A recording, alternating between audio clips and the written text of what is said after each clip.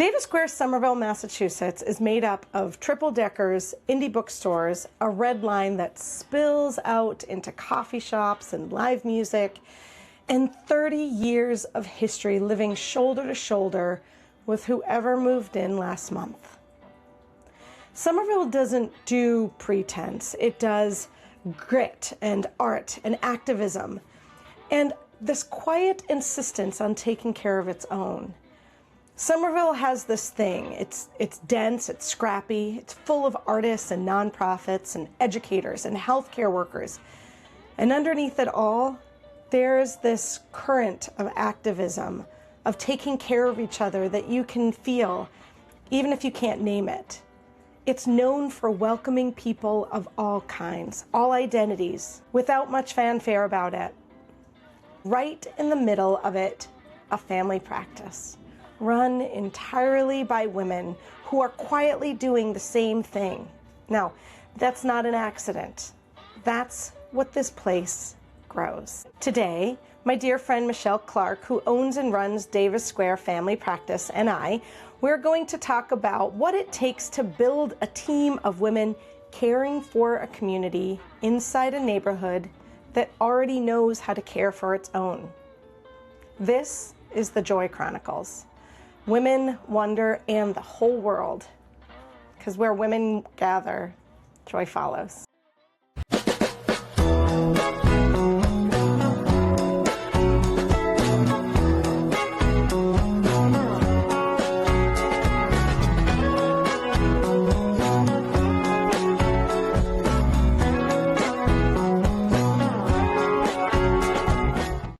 Thank you so much for doing this with me today. You are so welcome. I'm very excited to be able to contribute to this body of work. I know. The idea is that women in the world show up for each other, and there are ways that are seen that are on social media, and there are ways that are just silent and just kind of happen naturally. And so we met each other through our children, musicians. Henry's. Yeah, we've got the Henrys. We've got yes, the Henrys. Henry squared. Yes. And I found out at a party that one of the doctors is my doctor. So can you just tell me who you are and what you do? Sure. So I'm Michelle Clarke. I am a family nurse practitioner, and I have been practicing in some version of medicine for over 25 years. I started as an RN in pediatrics and NICU, and then moved into family practice, came out to Boston. I was in Illinois for most of my career. Came out to Boston and joined a couple other practices first, doing like substance abuse and Minute Clinic, which was a great place to start as a new NP. And then joined this family practice, Davis Square Family Practice. And I joined after watching how Dr. Burchell conducted herself. I felt like that was the type of family practice I wanted to be a part of, which was very different than sort of large system practice. Yeah, so actually that's kind of where I want to start. So Dr. Burchell's taking a back seat a little bit more, taking different roles here. Yep. So what made you want to take over a practice? It's huge. It's a big undertaking. So what? Yeah, want is a funny word.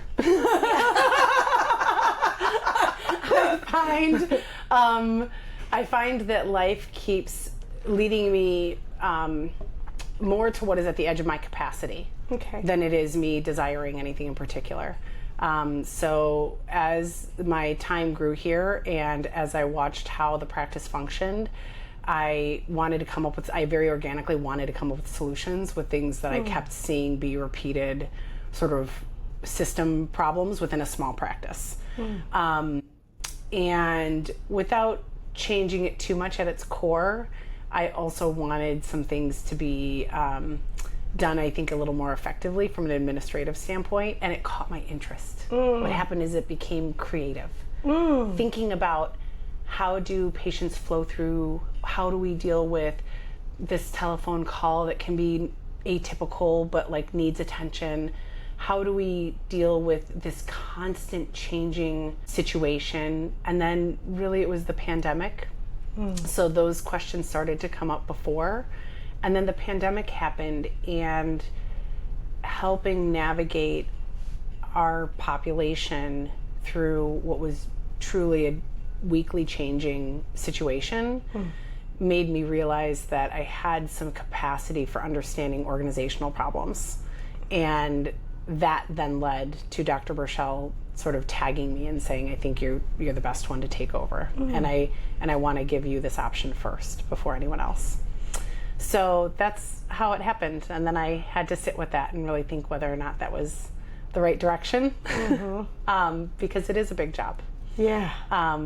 And it has been an absolute delight to work with this team and like grow and keep sort of, I think the want comes from the desire to keep following my curiosity.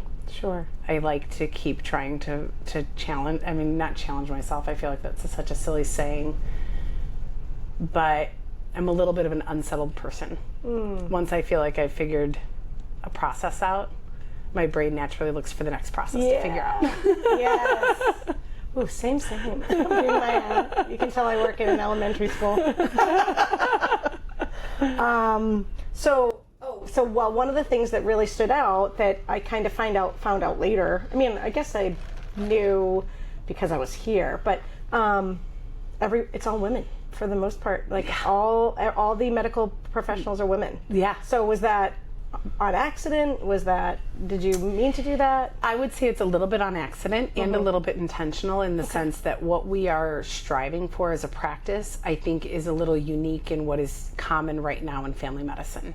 So in large system family medicine, and in general in medicine, there is a heavy emphasis on boundaries between provider and patient, on not getting involved, right? That like we're here to help take care of people, but we can't, they can't really, you're not really supposed to share personal stories, and they can't really know who you are, and we don't give them cell phone numbers, and we make sure that if there's something that's unsatisfied, you're like trying to pass to the next person to deal with it versus talk directly to the patient when they're frustrated with something.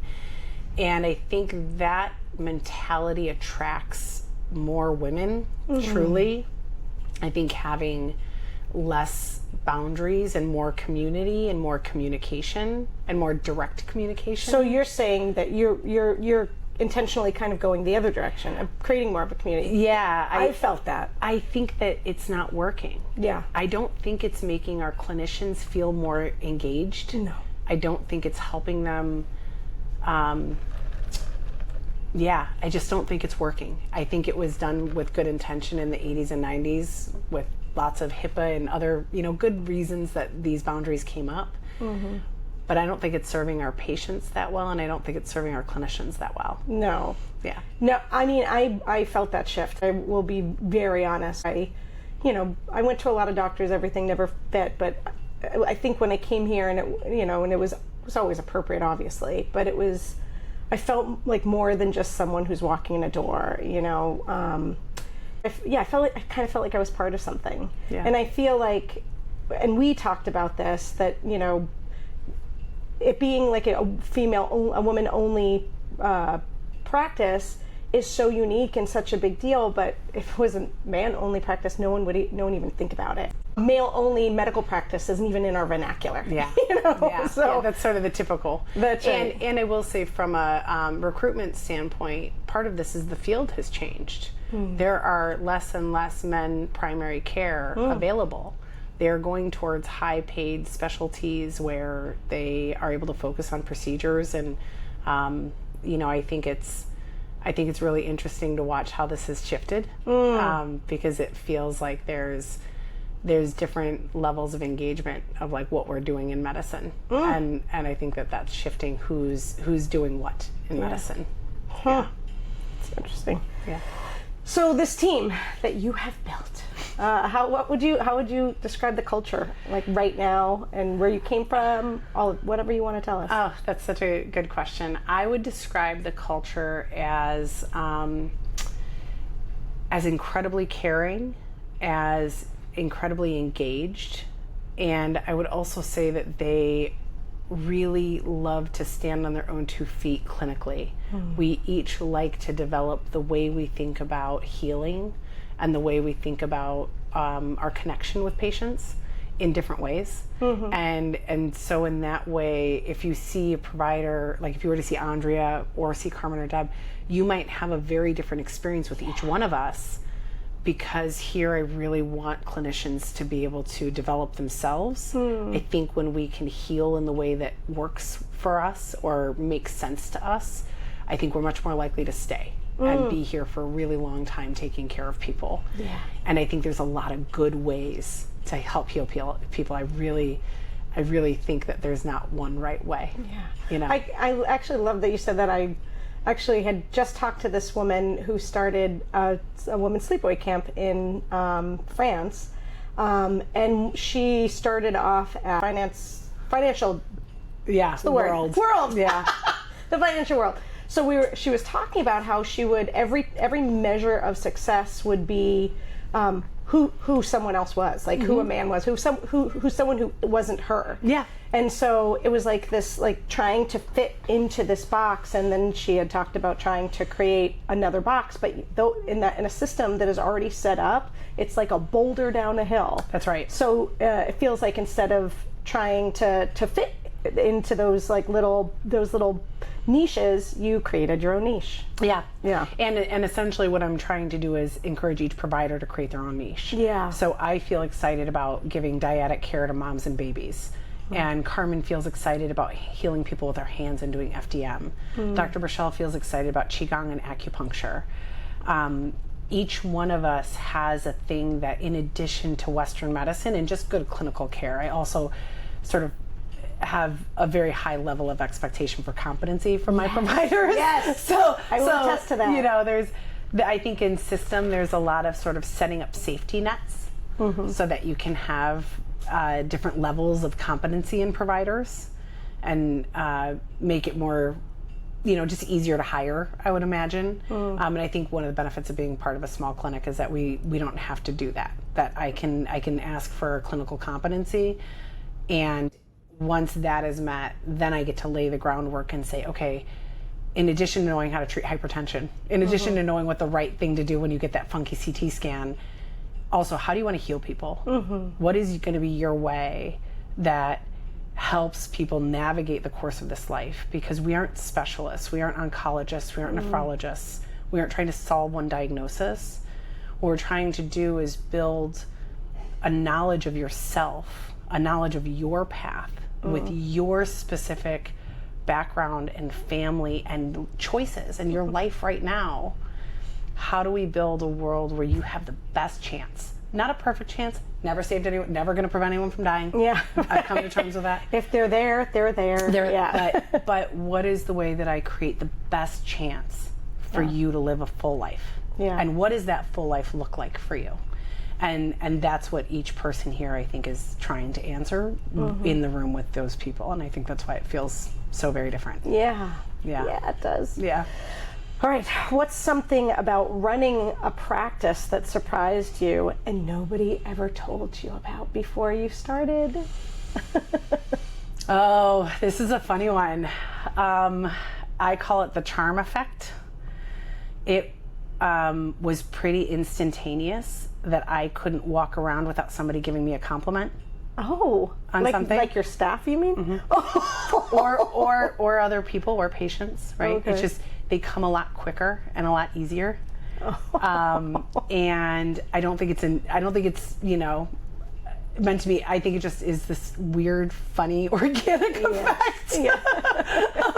That for a while I was like, I am just killing it from a fashion standpoint. And then she was like, oh no, I'm the boss.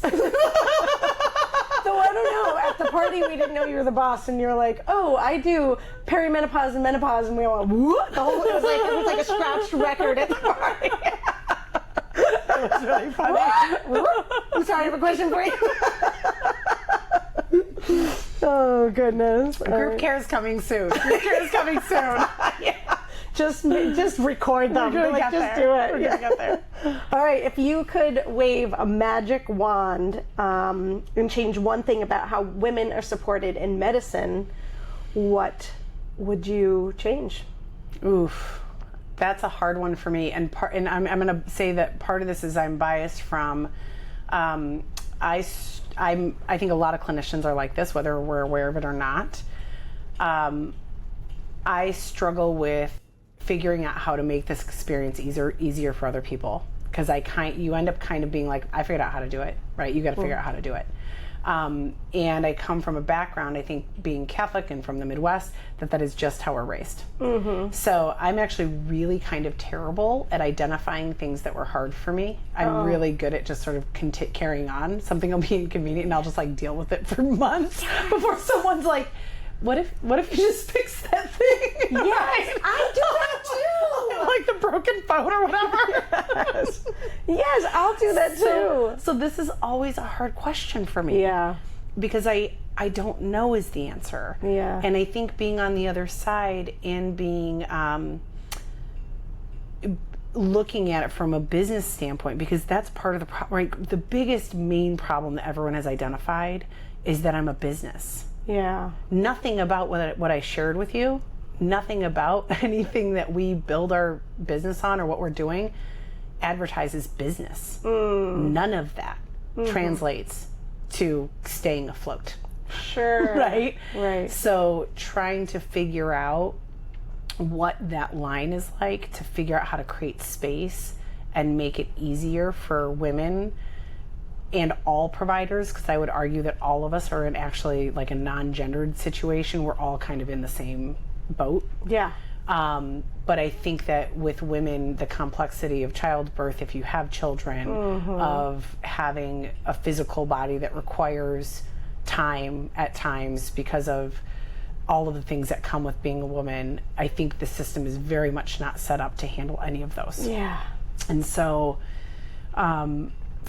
figuring out what that looks like, how do you let women take the maternity leave without making them feel guilty? How do you let women be present in an emotional way in the room with physicians that have a tendency to be very clinical and dry and ignore emotion? I think the humanity has to come back to medicine. Yeah. So it's a really big ask. It feels very not specific, but that's what it feels like. It feels like for women to become supported and continue to be successful, we have to continue to push for humanity to be present for our clinicians so that we can then have it for our patients. Yeah. That must be hard though. Like I think of and I'm not an administrator, but I think of I work in public schools, and it's a beast that like moves like a beast, like, right? It's changing anything is glacial, right? Yeah. So for you, like you're expecting this to happen and this to happen, and you have the societal's expectation that if someone had a baby, you could say, okay, you get, 6 weeks and you're 6 good. months. Well, now 6 weeks. but they're only you're only obligated to give them like 10 minutes. And so how's that balance for you? Like, because you want to, how is that balance? I keep trying to lead in the way that Dr. Burchell did, and the thing that she did really well for a very long time was led with her heart, and she often said yes when she probably shouldn't have. And she often made accessions when she probably shouldn't have. And so when the business part of me, which I was raised by an accountant, so I have this very kind of dark side, I would say, of looking at these situations. All numbers. Totally. Yeah. Or just sort of like a balance sheet, right? What is owed to me versus what I'm given, or owed to the business, not me, but to the organization. And so that's really what it is I try and think to myself, what is the human thing to do here versus what is the best business move? And then I try and find the path in between. So for example, with our very small staff of 7 clinicians, somebody got pregnant and she wanted 6 months of maternity leave, and we are making it work, right? When family members, we really try not to have a whole lot of policy around death.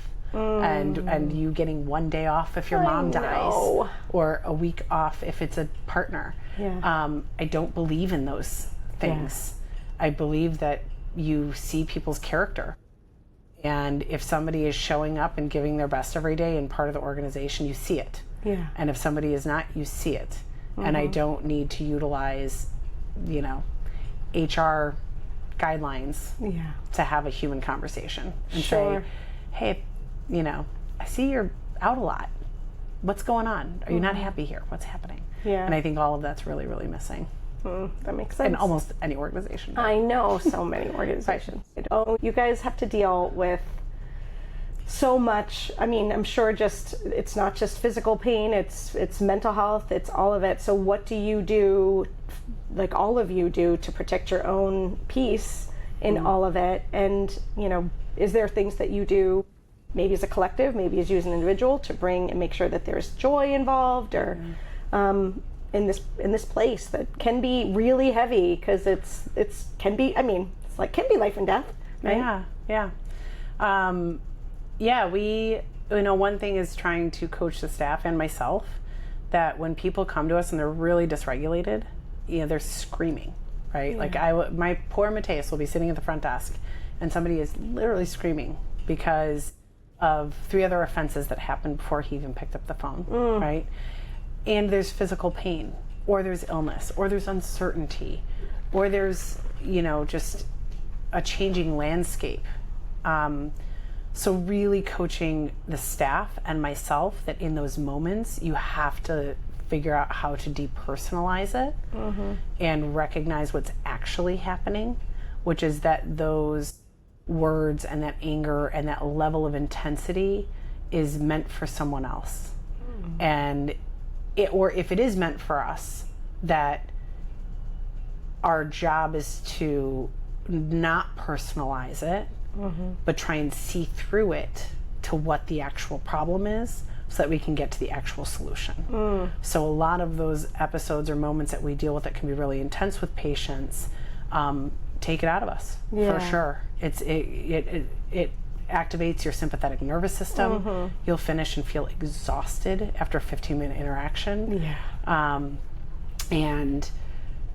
so learning that happens, and that is a reasonable response to the situation, and that your job isn't to not have it, but your job is to go, I had one of those. I'm gonna go over here for 5 minutes and take a breath, because I need to like recenter myself, and then I can go back into my work. And then I think all of us have different ways of coping with it. I get on a bike and bike for hours. I put myself into a place where I have to focus everything right now, otherwise I'll run into a car. By making it almost life-threatening is when my brain actually processes so much of this work, so much of the emotional labor. But a lot of my staff members read, knit. There's a ton of artists and creative people on our staff. I picture Carmen is. Carmen's an artist. She's our artist. Deb's a big kayaker. So I think everybody has some way of sort of processing it. And I really encourage that people talk to therapists when they need to, because I think being in healthcare and being in this situation, which again feels inevitable that you're going to have these experiences, right? Because inevitably the people are having this experience, right? Like that's the thing I try and keep in mind, is I'm peanuts compared to what the experience of having your partner diagnosed with dementia and now trying to figure out how to book the MRI, right? Or having the questionable MRI and not knowing whether or not it's really scary. Right. My emotional reaction to you being upset is tiny compared to what the experience is that you're living through. And I think of like all those mirror neurons that we understand that we're there with that person, but I guess the skill would be like you're there, but you can't always wear that, because once you put that on, you're, for the next 4 people down the road that you have to be there for, you're useless. That's right. And I would argue, and this is something I teach students, and I would argue it actually, it's not, and this is where boundaries are funny, because this is kind of what medicine had coached for a long time. But you know, part of it is that if you start involving your own experience, you've now damaged your ability to heal and be present for them. So as soon as you start talking about how you're dysregulated or what is going on for you in that moment, that you're sad about the thing, we need to process those things together as a group. So we set up clinical meetings and MA and admin meetings, and our staff meetings are a great way. We're very jokey. We have a lot of sarcasm. You know, the thing everyone should know about medical providers, if you ever hear somebody behind a door like sarcastically talking about a situation, no, it is not because we lack compassion, but because we have to cope. Same thing. And part of the way we cope is by being pretty blunt or pretty sarcastic or pretty frank about something. Because to your point, if we sat in the intensity of it, it would actually not help anybody. Yes. And it would be harmful to us. My school counselor and I, when I was practicing as a counselor in school, we would say that, like, whenever heard the words coming out of our mouth, they would think we were monsters, but it was just that, like, you know, no one else can. For me, laughter has always been a coping strategy. So you need to do it so you can be present and available for these people in front of you. That's right. And I think that finding humor in this human experience is like the highest form of acceptance. This is a messy experience. Yeah. Right. And we are messy, like. Converters of that experience, the way that we like process those experiences come out in ridiculous ways sometimes. You know, like a patient called and we couldn't email him a form because it was like insecure, and well, I'm a lawyer. Oh, okay. Doesn't mean we get to break the law. Once it goes through and you sue me, you'll be better at it. Great. Clearly you know how to go about this. Even more, I'm not putting my neck on the line. Right. Oh, but it's interesting because in those moments of emotionality and in those moments of frustration, you know, this is what we all do. We all have these funny things or ways that we express it. And I think what's really interesting is because we have this longitudinality with each other and with our patients, we often get to process those things too. So those hard moments that you talk about with, like, if it's a patient confrontation thing, I will say 99% of the time that person is calling back and going, sorry. Yeah, right. That was too They were feeling much. The feels too. That was too much. Yes. You know, or if I call and I say, man, we really flubbed that. I'm so sorry. Let's talk about whether or not this is still a good fit or we should continue on. Yeah. That's, again, I think that's the humanity part. Yeah. Is like the continuing to connect and communicate, even when it's super uncomfortable. Yeah. And I think in system, it's a lot easier to not do that. You just keep passing the message along. Yeah. Right. So I guess to kind of round everything out, so my whole concept is the idea that regardless of culture, of where you are in the world, what age you are, women show up for each other. We create things for each other, and we had talked about it before this, that those things are oftentimes invisible. So could you just share, like, a time in your life where, and it doesn't have to be in this practice, it can be anywhere, where women showed up in a way that maybe they didn't even know it, but it really just hit you?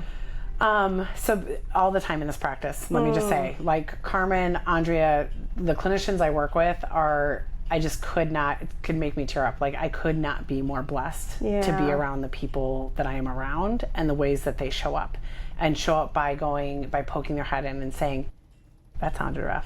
Like, I can hear that one. You okay? You know, or wine or coffee, right? Totally. Or being like, or literally being like, I got that patient. Let me pull that person from you. Yeah. It looks like you're loaded today. So those ways of actually taking action, I find to be uniquely female. That often I feel like I will get advice and questions and, you know, sort of theory of thought from a lot of my male compatriots when there's a problem. And I notice that women just jump in and they do the dishes and they put the forks away and they grab the patient, or they, you know what I mean? Like there seems to be something that's a little bit more actionable that is really interesting in the way I've had women show up in my life. Yeah. And on a personal note, when there's been, we've unfortunately had a bunch of tragedies in our personal life over the course of 4 years after the pandemic. And it was the women, my friendship group of the most amazing 5 other powerhouse women. They're all amazing. they're all like starting universities and directors of departments and hospitals. So they're these amazing people.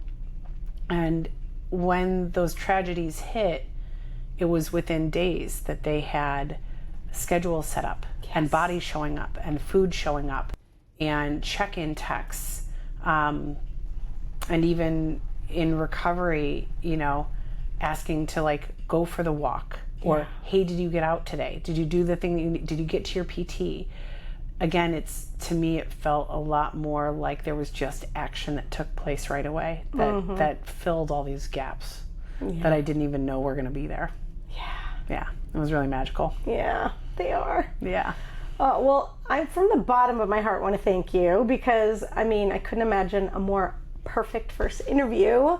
Doing this is nerve-wracking because something I've literally never done before. No. But I really appreciate, these conversations, to me, this is the core of it. Yeah. Because by asking the questions, I then define further what it is that's happening. Yes. So I feel grateful to you for just posing the questions. And I'm grateful to Zoe, because I didn't even know that we would be friends. Yeah. Yay, go Zoe! She is a doll. I know. Oh my God. Well, thank you so much for coming on the Joy Chronicles. You're so welcome. I'll send your postcard. I can't wait to follow along. All it's going to be great.